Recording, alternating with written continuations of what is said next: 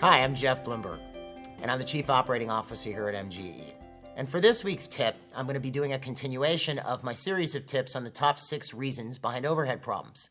Now, before I get started, I do want to say I know these are a little long. They're not your average 2-minute YouTube video. But unfortunately, with this subject matter, it's not something I can cram into 2 minutes. So, some of them are 5 minutes, some are 6.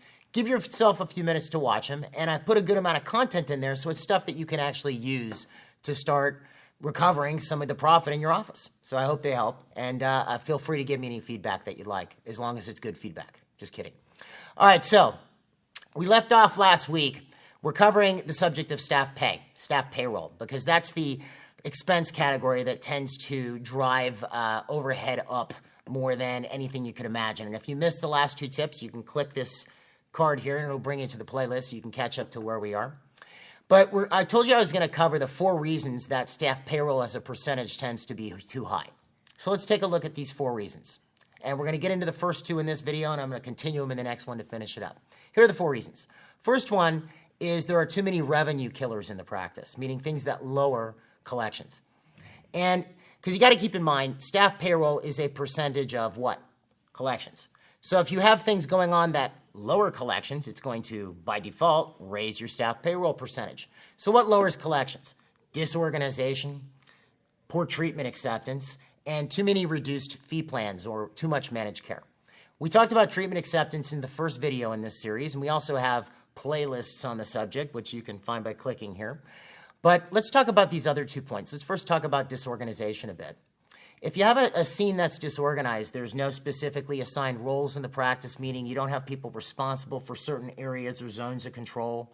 You don't measure their productivity in any way.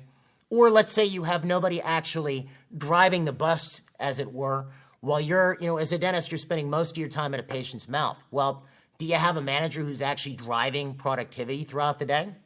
You could have a perfectly good group of people, but if nobody's providing continuous direction, they may not get all that much done. And our last point is the subject of managed care or reduced fee plans. There's a reason why fees are the way they are, all right? If you take a look, if you normally charge $1,200 for a crown, if you're accepting a PPO where you're getting, let's say, $650 for a crown, well, your lab fee didn't go down.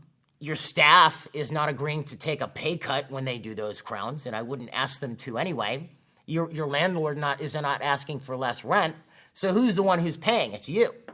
So those types of things will artificially deflate collections and create problems where your staff payroll percentage is a certain point, because if you take a look, it takes a certain amount of staff in order to accomplish a certain amount of productivity. If you're then getting paid 50 cents on the dollar or 60 cents on the dollar, that's when you start to run into trouble.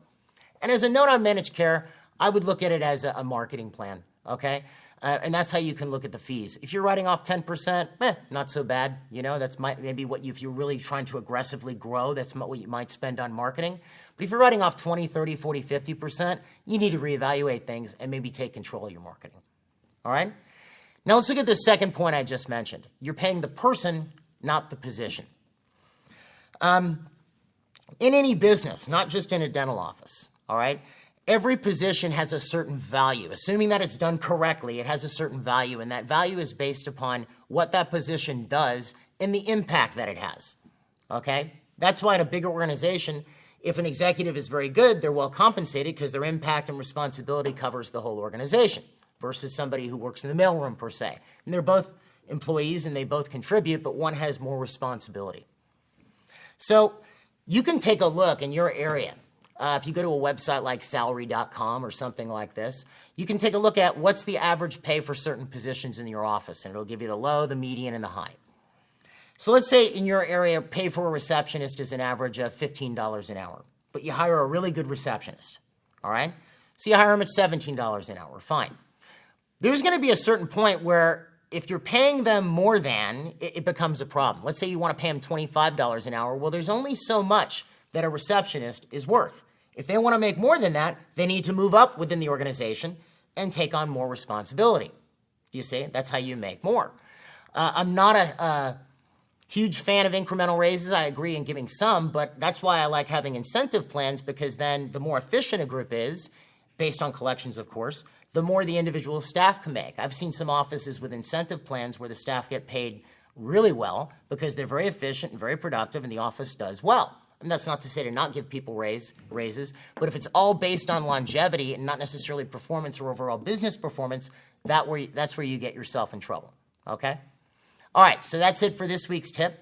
And we're going to pick up next week where we're going to get into the other two reasons I mentioned earlier, which is you have staff that are underproducing or the staff who are misallocated.